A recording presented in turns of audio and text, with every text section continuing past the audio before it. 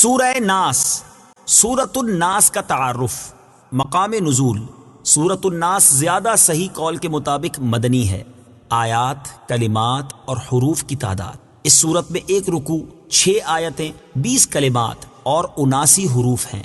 الناس نام رکھنے کی وجہ: عربی میں انسانوں کو الناس کہتے ہیں اور اس صورت کی پہلی آیت میں یہ لفظ موجود ہے، اس مناسبت سے اسے سورۃ الناس کہتے ہیں۔ سورۃ الناس کے مضامین: اس سورہ مبارکہ میں ان جنات اور انسانوں سے اللہ تعالیٰ کی پناہ مانگنے کی تعلیم دی گئی ہے جو لوگوں کے دلوں میں وسوسے ڈالتے ہیں۔ سورہ فلق کے ساتھ مناسبت: سورۃ الناس کی اپنے سے ماقبل سورۃ فلق کے ساتھ مناسبت یہ ہے کہ سورہ فلق میں ظاہری شر سے اللہ تعالیٰ کی پناہ مانگنے کی تعلیم دی گئی تھی اور اس صورت میں خفیہ شر سے اللہ تعالیٰ کی پناہ مانگنے کی تعلیم دی گئی ہے۔ بسم اللہ الرحمن الرحیم۔ ترجمہ: اللہ کے نام سے شروع جو نہایت مہربان رحمت والا ہے۔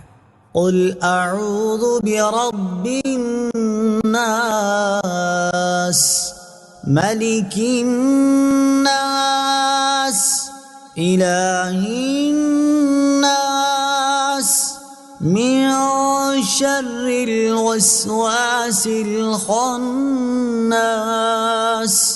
الذي يوسوس في صدور الناس من الجنة والناس۔ ترجمہ: تم کہو میں تمام لوگوں کے رب کی پناہ لیتا ہوں جو تمام لوگوں کا بادشاہ ہے، تمام لوگوں کا معبود ہے، بار بار وسوسے ڈالنے والے، چھپ جانے والے کے شر سے پناہ لیتا ہوں، وہ جو لوگوں کے دلوں میں وسوسے ڈالتا ہے جنوں اور انسانوں میں سے۔ قل اعوذ برب الناس، تم کہو میں تمام لوگوں کے رب کی پناہ لیتا ہوں۔ تفسیر صراط الجنان میں ہے اللہ تعالیٰ ساری مخلوق کا رب ہے، مگر چونکہ انسان اشرف المخلوقات ہے اس لیے ان کا خصوصیت سے ذکر فرمایا۔ انسان کی عظمت و شرافت: اس سے انسان کی عظمت و شرافت بھی معلوم ہوئی کہ بطور خاص اللہ تعالیٰ نے اپنی ربوبیت کی نسبت اس کی طرف فرمائی۔ علماء نے یہاں یہ نقطہ بیان فرمایا ہے کہ اس صورت میں 5 مرتبہ لفظ الناس آیا ہے۔ اس میں حکمت یہ ہے کہ چونکہ انسان بچپن میں صرف پرورش ہی پاتا ہے اس لیے سب سے پہلے رب الناس یعنی ربوبیت والی صفت کا ذکر فرمایا، جبکہ انسان جوانی میں مست ہو کر بے راہ ہو جاتا ہے، اس وقت اس پر قانونی گرفت کی ضرورت ہے، اس لیے یہاں ملک الناس یعنی لوگوں کا بادشاہ فرمایا۔ اور چونکہ انسان بڑھاپے میں عبادت میں مشغول ہوتا ہے اس لیے تیسری جگہ اللہ تعالیٰ کی صفت الوہیت اور معبودیت کا ذکر فرمایا یعنی الہ الناس۔ چوتھی جگہ الناس سے صالحین مراد ہو سکتے ہیں کہ شیطان عموماً انہیں ہی وسوسوں کے ذریعے عبادت سے ہٹانے کی کوشش کرتا ہے۔ اور 5ویں جگہ الناس سے مراد شر پسند اور فسادی لوگ ہو سکتے ہیں کہ وہاں لوگوں کے شر سے پناہ مانگی گئی ہے۔ ملک الناس، تمام لوگوں کا بادشاہ۔ تفسیر صراط الجنان میں ہے یعنی ان کے کاموں کی تدبیر فرمانے والا ہے اور سب کا حقیقی حاکم و مالک، کہ دنیا میں بھی کسی کو حکومت و ملکیت ملے تو اسی کی عطا سے ملتی ہے۔ الہ الناس، تمام لوگوں کا معبود۔ تفسیر صراط الجنان میں ہے معبود ہونا اسی کے ساتھ خاص ہے اور سارے لوگوں کا حقیقی معبود وہی ہے۔ من شر الوسواس الخناس، بار بار وسوسے ڈالنے والے، چھپ جانے والے کے شر سے۔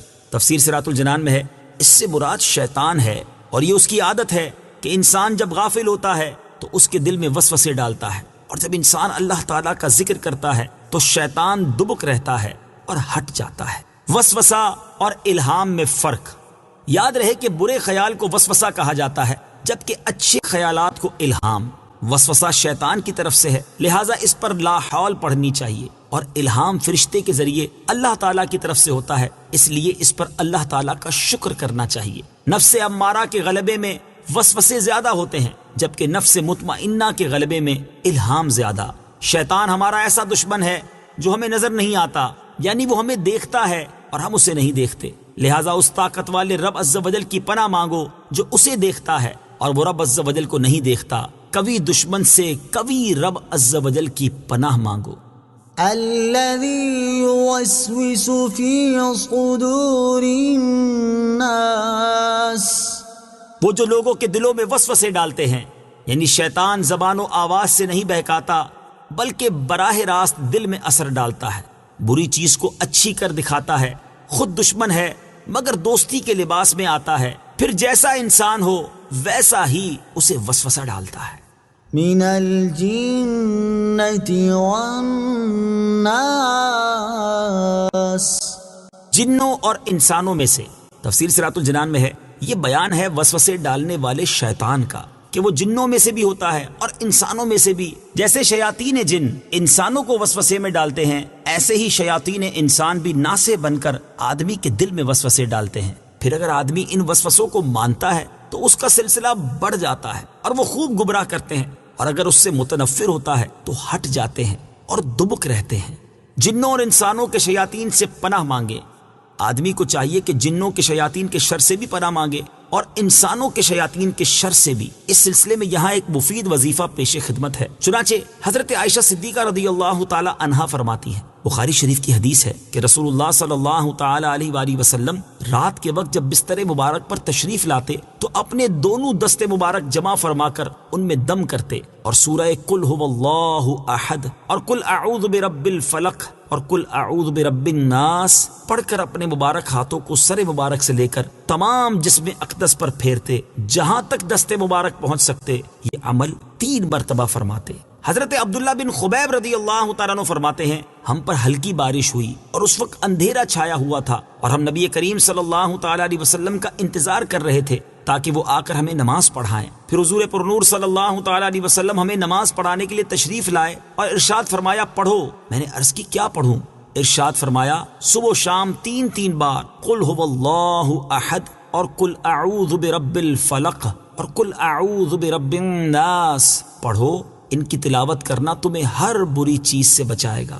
اللہ تعالیٰ سے دعا ہے کہ اس تفسیر کو عوام اور خواص سبھی مسلمانوں کے لیے نفع بخش اور فائدہ مند بنائے اور اسے مسلمانوں کی اعتقادی، علمی اور عملی اصلاح کا بہترین ذریعہ بنائے، اور اس کے صدقے میرے والدین، میرے عزیز رشتہ داروں، اساتذہ کرام، دوست احباب، دیگر متعلقین اور معاونین کی بے حساب بخشش و مغفرت فرمائے، آمین ثم آمین۔